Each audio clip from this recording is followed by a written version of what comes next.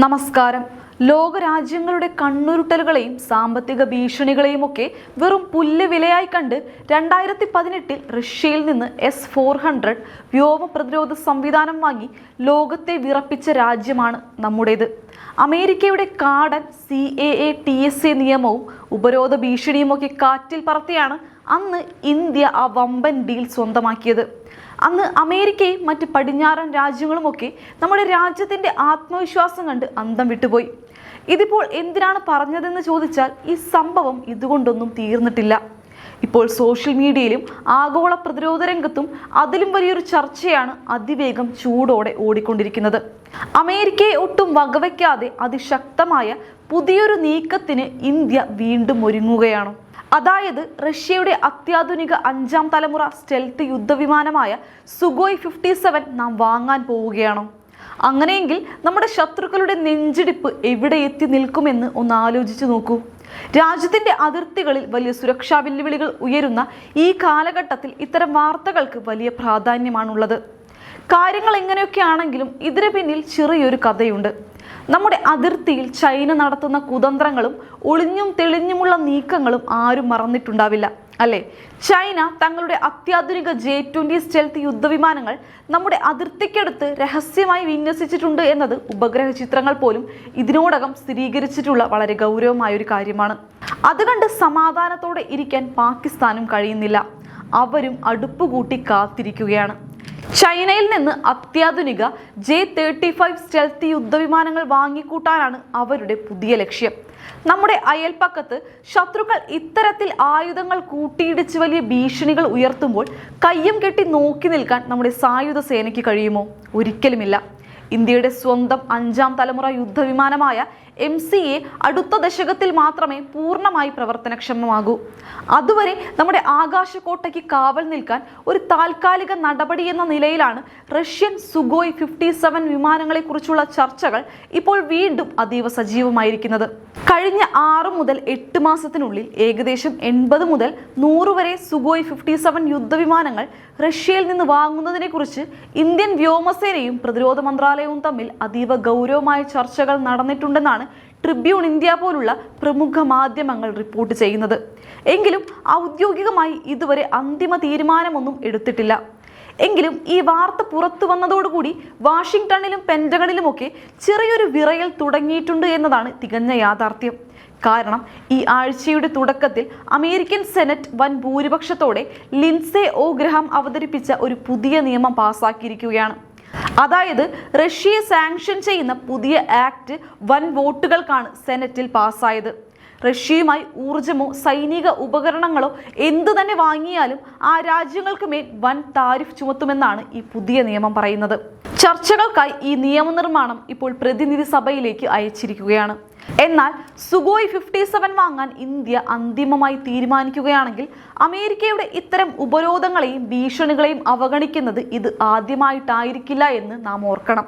2018 ഒക്ടോബറിലും ലോകം ഇത് കണ്ടതാണ്. അന്ന് അമേരിക്കൻ പ്രസിഡന്റായിരുന്ന ഡൊണാൾഡ് ട്രംപിന്റെ ഭരണകാലത്ത് റഷ്യയുമായി പ്രതിരോധ ബന്ധം വയ്ക്കുന്ന രാജ്യങ്ങളെ തകർക്കാൻ ലക്ഷ്യമിട്ടാണ് CAA-TSA നിയമം കൊണ്ടുവന്നത്.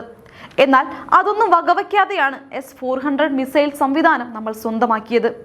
അന്നത്തെ ആ അമേരിക്കൻ ഭീഷണികൾക്കിടയിലും ഇന്ത്യക്ക് മേൽ നേരിട്ട് ഒരു ഉപരോധം ഏർപ്പെടുത്താൻ അമേരിക്കയ്ക്ക് ഒരിക്കലും കഴിഞ്ഞിരുന്നില്ല എന്നതാണ് ചരിത്രം. കാരണം ഇന്ത്യയെപ്പോലുള്ള ഒരു മഹാശക്തിയെ പിണക്കാൻ അമേരിക്കയും തയ്യാറല്ല എന്നത് തന്നെയായിരുന്നു പ്രധാന കാര്യം. നമ്മുടെ രാജ്യത്തിൻ്റെ വിദേശ നയത്തിൻ്റെ ഏറ്റവും വലിയ പ്രത്യേകത എന്തെന്നാൽ നാം എപ്പോഴും നമ്മുടെ ദേശീയ മുൻഗണനകൾക്കാണ് മുൻപന്തിയിൽ സ്ഥാനം നൽകുന്നത്.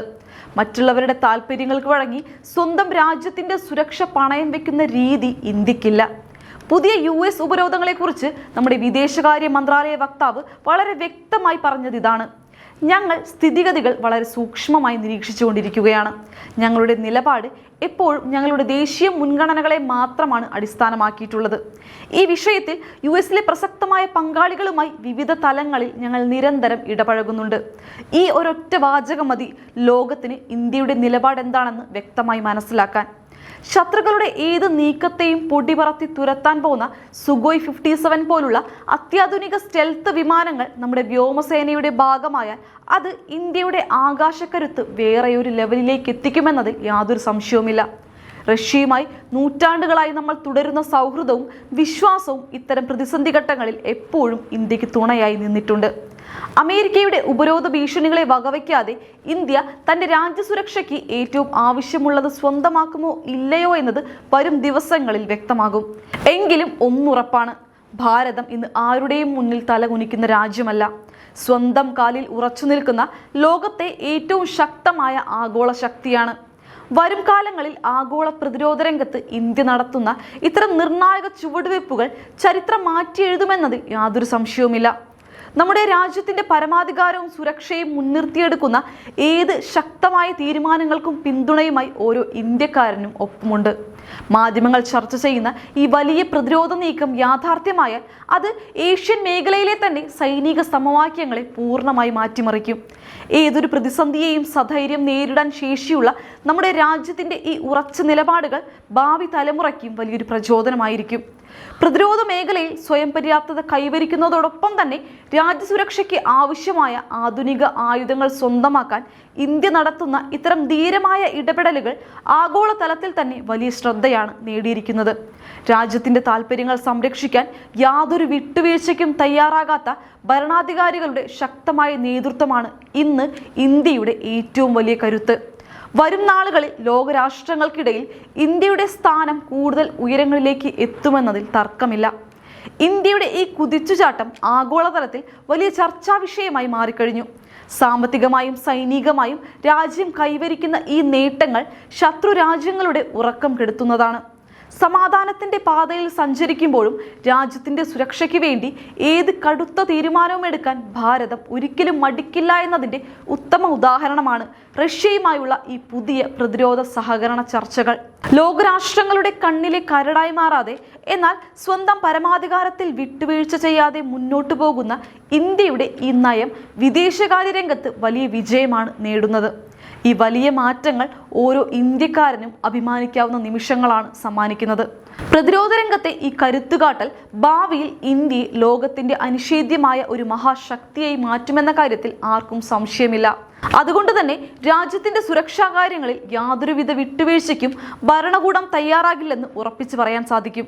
വരും കാലങ്ങളിലെ പ്രതിരോധ തന്ത്രങ്ങൾ കൂടുതൽ ശക്തമാക്കാനും അത്യാധുനിക ആയുധ ശേഖരങ്ങൾ രാജ്യത്തിന് സ്വന്തമാക്കാനുമുള്ള എല്ലാവിധ നടപടികളും സത്വരമായി നടപ്പിലാക്കിക്കൊണ്ടിരിക്കുകയാണ്.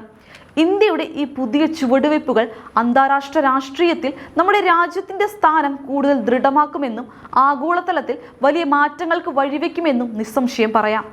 ഭാരതത്തിന്റെ ഈ കുതിപ്പ് തടയാൻ ആർക്കും കഴിയില്ലെന്ന് കാലം തെളിയിച്ചുകൊണ്ടിരിക്കുകയാണ്. രാജ്യത്തിന്റെ മഹത്തായ ഈ മുന്നേറ്റത്തിൽ ഓരോ പൗരനും അഭിമാനിക്കാം. അപ്പോൾ ഈ വിഷയത്തെക്കുറിച്ചുള്ള നിങ്ങളുടെ അഭിപ്രായങ്ങളും ചിന്തകളും താഴെ കമന്റ് ചെയ്യുക. മറ്റൊരു പുതിയ വിശകലനവുമായി ഞാൻ വീണ്ടും വരാം. നന്ദി.